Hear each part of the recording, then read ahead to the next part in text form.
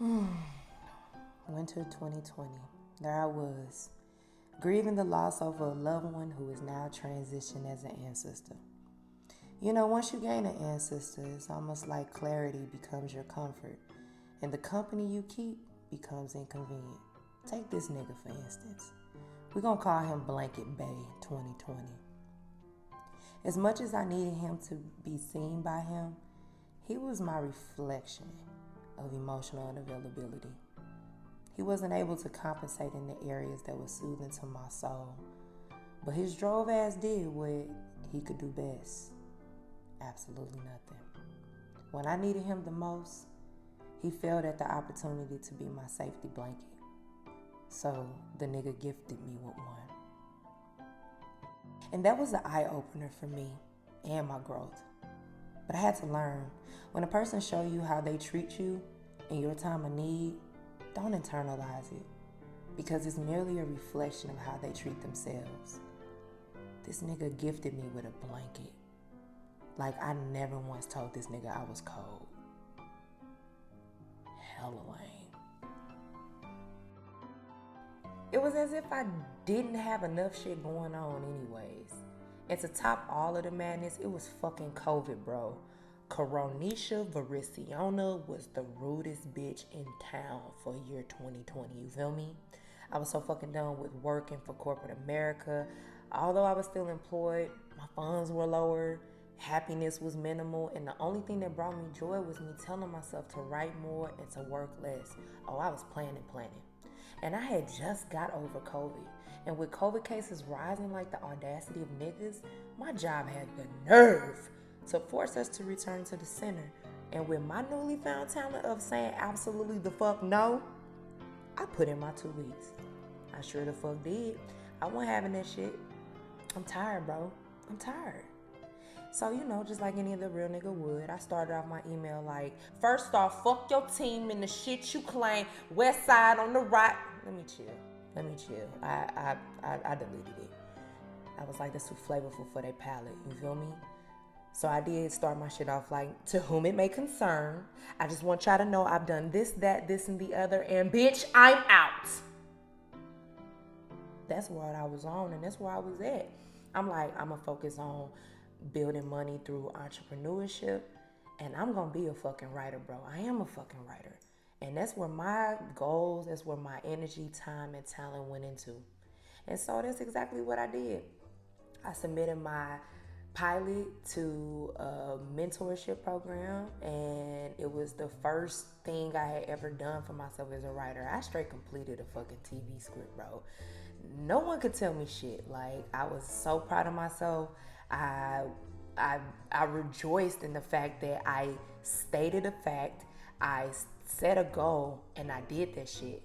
So it was up from here, you feel me? I ended 2020 like a real bitch should, you know? Oh, fuck it up.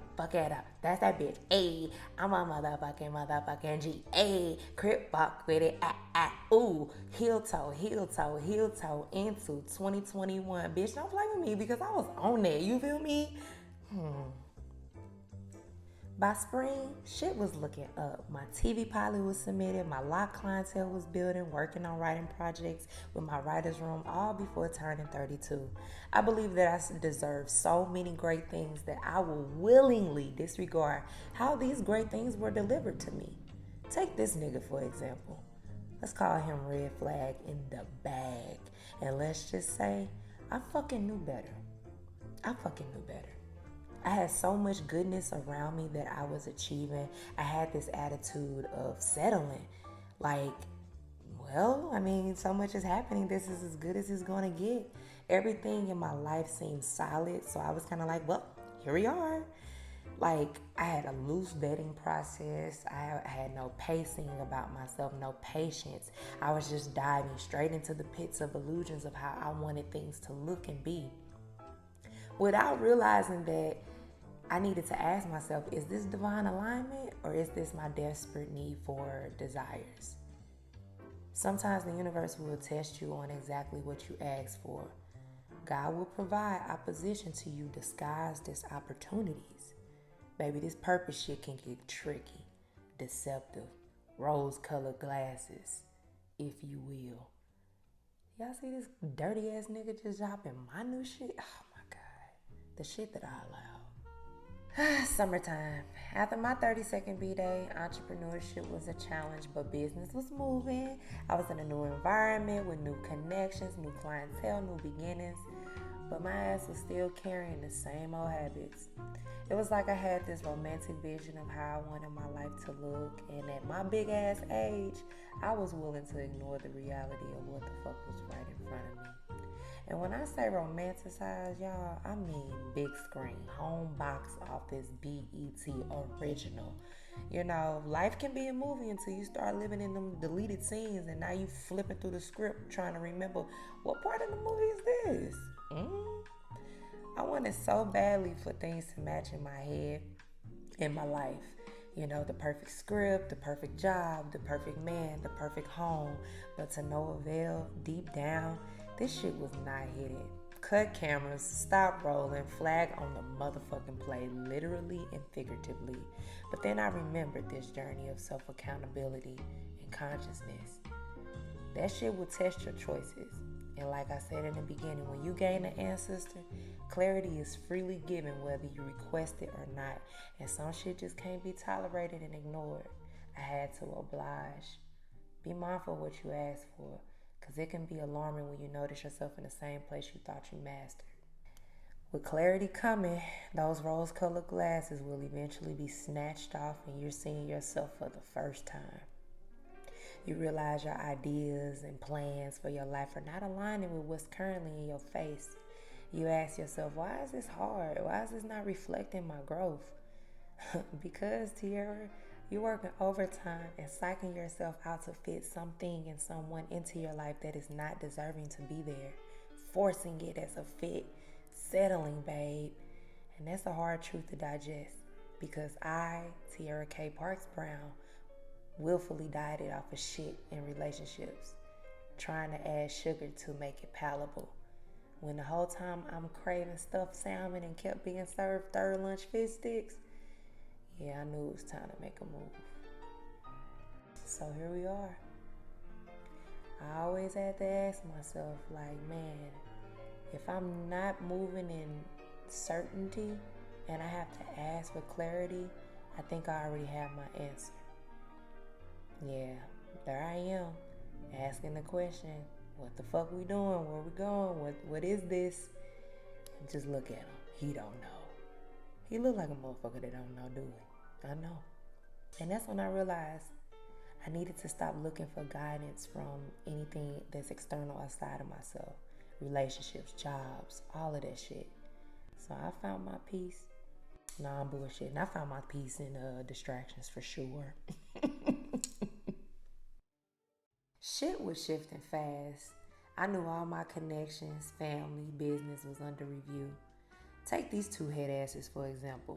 My married homeboy and my hot twat ass homegirl. Bro and his spouse were newly 314s and befriended me on their transition to the city. I was like their hood tour guide. Now, of course, showing the city means catching a glimpse of my life, the city, the culture, and by default, my social circles. Now, I wasn't too fond of introducing my married friends to my single friends because you can never be too sure.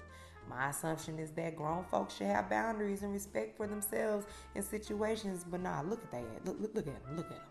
Just thirsty. But nah, my horny ass, married ass homeboy and my hot ass homegirl had an immediate attraction and had the audacity to be trying to hit a stick and lick while using me as a cover up. Look at him. Dirty ass. This particular situation was so unnerving and low-key dead-ass wild. To this day, I still be both their ass, for real, dead-ass. But when I sit and think about the situation, are they any different from me? Settling for attention just to say they have something to someone for instant satisfaction? Who does that sound like? Looking at myself in the eyes of other people, I was hella disgusted. But in reality, I was really disgusted in myself. Judging them for moving in behaviors that's not becoming of them. But here I am, in all my past relationships, doing the same damn thing. So I needed a fucking break. You hear me? Look at me. Can't even lock the door, close the bag. Put the bag down, girl, and just walk. I called my writer's family and we planned a retreat like that following week. And I packed my shit up and I was just done. I was like, get me the fuck out of here. Look at me. Look at me. Bleach stains on my sweatshirt. I'm just sick of open the damn door.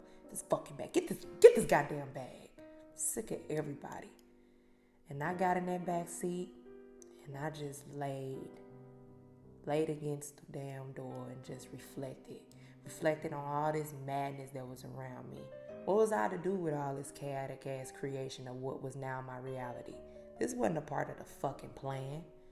So I went into the woods and I got off the grid and I wrote my fucking heart out. I slept, I cried, I ate, I smoked, I masturbated, I wrote, I slept, and I returned back home well rested and rejuvenated. Look at me, period. No bra. Who the fuck need a bra, bitch? Who the fuck need a motherfucking bra, bitch? Okay, like, I don't need no bra. I don't need no bra, period. Because I just don't. And I rejuvenated so much that I shed an old part of me. I made a vow to myself to not settle. I made a vow to myself to not try to control the narrative. I made a vow to myself to not pretend. I made a vow to myself to not fake the funk.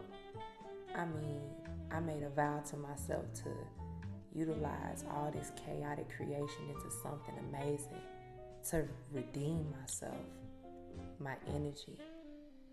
I would say my biggest flex is always bouncing back.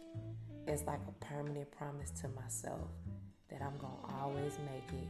I'm going to always shine bright. And I'm forever that bitch.